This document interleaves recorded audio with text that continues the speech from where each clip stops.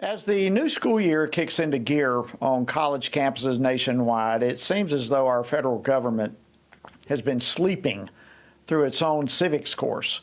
I mean, the Biden administration has been cracking down on free practice of our first freedom, targeting Christian colleges and Christian groups on various campuses.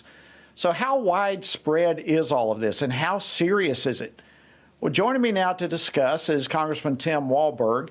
He's a member of the House Committee on Education and Workforce, as well as the Energy and Commerce Committee, which we always just call E&C. He serves and represents the 5th Congressional District of Michigan. Congressman Walberg, welcome back to Washington Watch. Great to see you, my friend.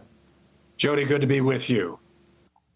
All right, so let's begin. Why don't you just unpack how the Biden-Harris administration is seemingly weaponizing the Department of Education's institution eligibility criteria for federal aid for students. This is quite alarming.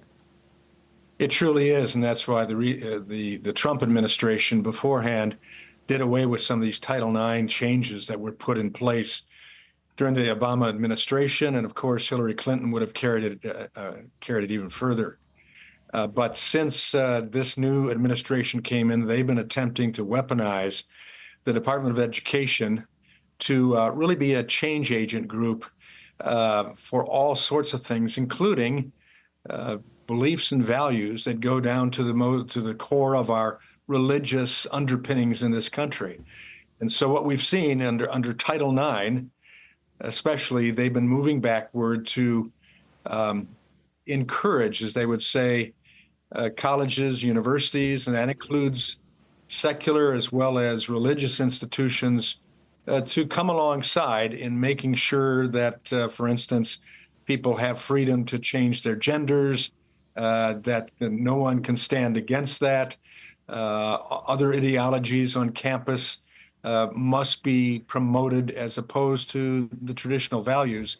And so now it comes with the fact that the policy that they're attempting to put in place would say, even for our religious institutions, if you're going to get any type of federal aid, Pell or you name it, you're going to have to submit to certain requirements that the Department of Education will make on you as well as all others, even if it goes against your longstanding religious First Amendment principles and rights that you have.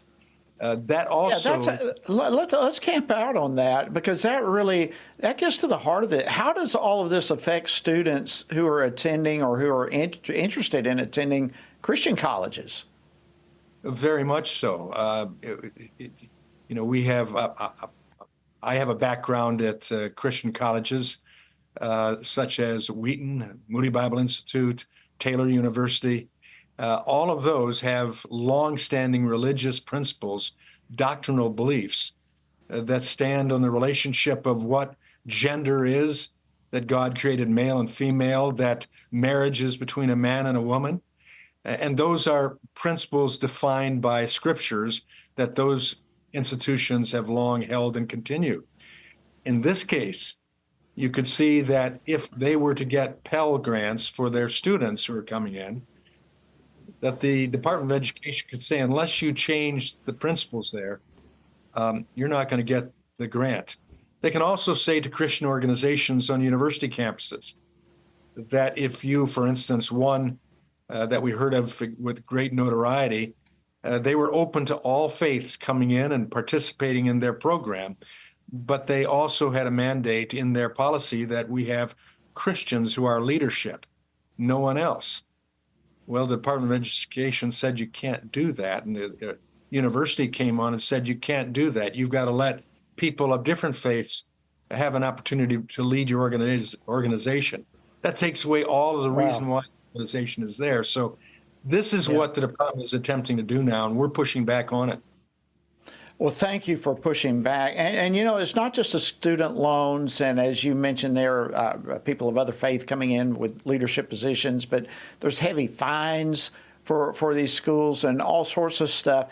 In our final moment or so that we have, tell us about your Protect Kids Act and why that is so important for parents. Well, thank you for asking about that. I've introduced that in the House, and Senator Lankford and Tim Scott, introduced in the Senate. It's our intent to make sure that schools are able to live up to their basic doctrinal, their religious values, and aren't pushed back by lack of funding. Also, the area of accreditation. They're attempting to get in there as well and say that you can't choose your accrediting source if that source doesn't go with what we believe.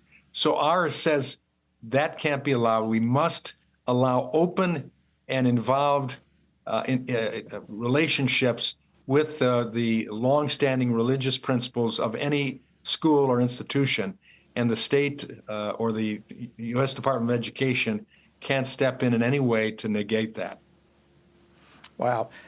Common sense. I mean, that's just like basic liberties that we have in the United States. And Congressman Tim Walberg, I want to thank you for standing for our liberties and for leading the way in all of this. We are deeply appreciative, and the Protect Kids Act is a huge part of that. Thank you so much for joining us today on Washington Watch.